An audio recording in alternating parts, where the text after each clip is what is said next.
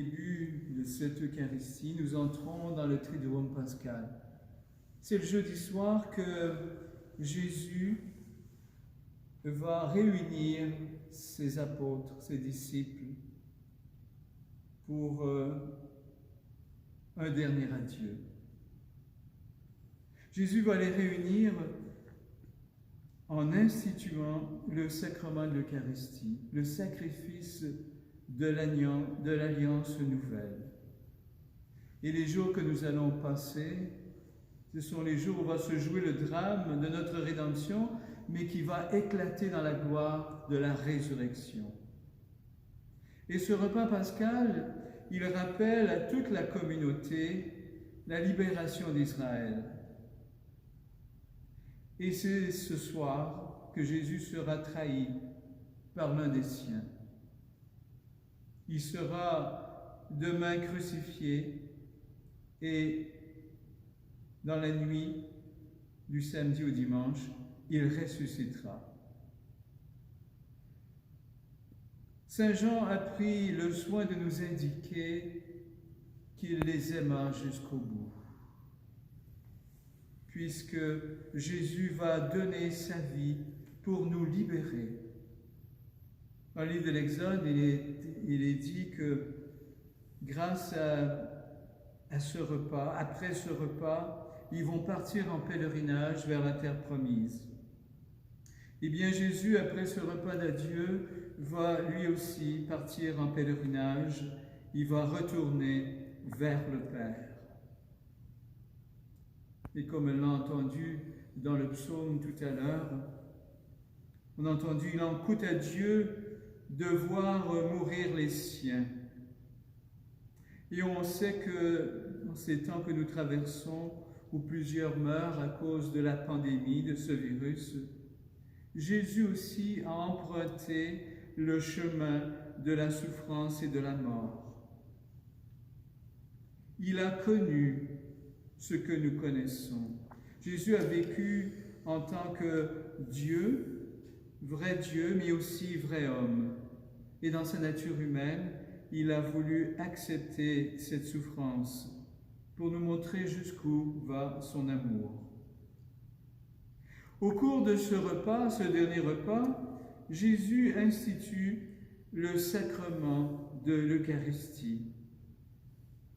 Jésus veut que la communion avec lui soit totale. Il l'a dit déjà dans Saint Jean, dans un chapitre précédent, « Si vous ne mangez pas ma chair, vous n'aurez pas la vie éternelle en vous. » Et après avoir institué le sacrement, il dit « Vous ferez cela en mémoire de moi. » C'est le sacrifice de la nouvelle alliance que Jésus institue.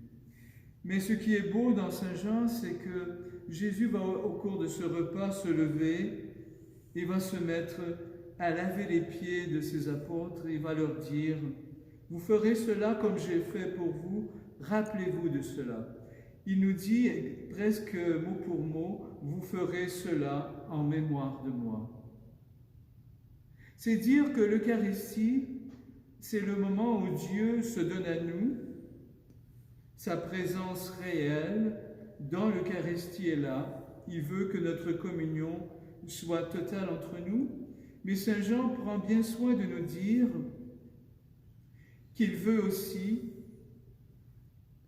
qu'on se lave les pieds les uns les autres. L'importance du service. Puis il va leur poser cette question. Comprenez-vous ce que je viens de faire pour vous? On pourrait croire que le langage de Dieu est incompréhensible pour nous, puisque Jésus nous pose cette question. Et à voir Pierre, il semblerait que oui, que Pierre n'a pas compris. Il a dit à Jésus, tu ne me laveras pas les pieds, non, jamais. Parce que pour Pierre, c'est quelque chose d'invraisemblable que Jésus, le Christ et le Seigneur, puissent s'agenouiller devant lui pour lui laver les pieds, chose que ne faisaient seulement les esclaves et les serviteurs. L'Eucharistie est composée d'une œuvre d'amour. L'amour, c'est la charité que Dieu a pour chacune de nous, puisque Jésus va donner sa vie pour nous sauver. L'Eucharistie, c'est l'amour entre les frères et les sœurs, et c'est aussi le service, le lavement des pieds. Mais dans le lavement des pieds, il n'y a pas seulement une œuvre d'amour, on est au service de l'autre, mais il y a aussi la purification de nos rapports avec Dieu et avec nos frères et sœurs. C'est pour cela que le lavement des pieds est un moment qui est indissociable de chaque Eucharistie que nous célébrons. Et ce serait une illusion de penser que de recevoir le sacrement à tous les dimanches nous dispense de connaître l'Évangile, la parole de Dieu, l'enseignement du Christ, et que nous dispense de se mettre au service de nos frères et sœurs. L'Eucharistie, ce n'est pas un devoir qu'on accomplit une fois par semaine, mais c'est une action de grâce pour l'amour de Dieu qui nous sauve. Pour accéder à l'Eucharistie, il nous faut accepter l'esprit du lavement des pieds. Parce que recevoir l'Eucharistie sans la charité, c'est violer la nouvelle alliance dans ce qu'il y a de plus fondamental en étant en communion avec Dieu, avec le Christ, avec la Trinité et avec nos frères et sœurs. On ne peut pas séparer ce que Dieu a uni, la communion avec lui et la communion avec nos frères et sœurs. Comprenez-vous ce que je viens de faire pour vous? Cette question, elle est pour chacune de nous. Vous savez que la vie et la mort du Christ se résument à ceci. Il aima ceux qui étaient dans le monde et il les aima jusqu'au bout. Le repas pour les Hébreux et pour nous, c'est le signe que lorsqu'on se met à table ensemble, que l'on renonce à toute hostilité. Et Jésus, en déposant ses vêtements et en se mettant à genoux pour servir, donne plus qu'une leçon d'humilité ou de service. Jésus devient sacrement des humiliations rédemptrices de la passion. Et donc il nous faut, comme Pierre, accepter d'en bénéficier si nous voulons avoir part avec lui.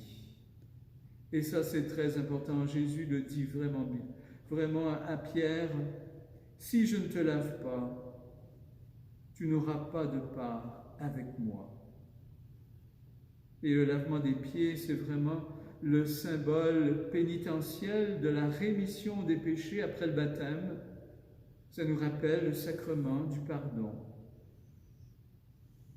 Et c'est pour cela qu'au début de chaque Eucharistie, il y a un moment où nous prenons le temps de demander pardon au Seigneur pour nos manques d'amour envers lui et nos manques d'amour envers nos frères et nos sœurs.